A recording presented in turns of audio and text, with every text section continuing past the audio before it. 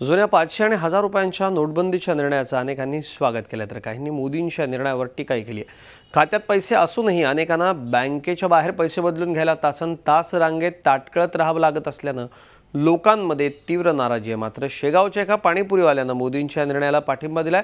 स्वतःच्या ग्राहकांसाठी पेटीएमची सुविधा उपलब्ध करून दिली। अशोक गारमुडे यांनी आपल्या पाणीपुरीच्या गाडीवर पेटीएम सुरू केलंय। ते बुलढाणा जिल्ह्यातल्या संतनगरी शेगावमधल्या अग्रसेन चौकात पाणीपुरी विक्रीचा व्यवसाय करतात। त्यांनी नेहमीच्या व्यवसायासाठी पेटीएमद्वारे ऑनलाईन पेमेंटची सुविधा उपलब्ध करून दिल्यानं ग्राहकांची सुट्टे पैसे देण्याच्या त्रासातून सुटका झाली। विशेष म्हणजे शेगावात याआधी ग्राहकांची संख्या वाढवण्याकरता एका चहावाल्यानं ग्राहकांना मोफत वायफायची सुविधा उपलब्ध करून दिली होती। आता अशोक गारमुडे यांच्या या पेटीएम सुविधेनं शेगावमधले दुकानदार टेक्नो सेव्ही होत आहेत याची चर्चा आहे।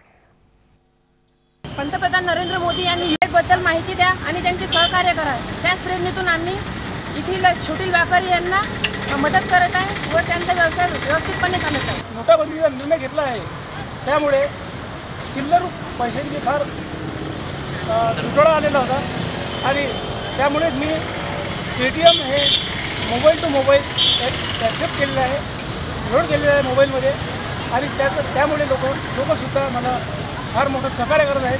पेटीएमद्वारेच ते मला पैसे अदा करतात माझं बिल। झी 24 तास रहा एक पाऊल पुढे।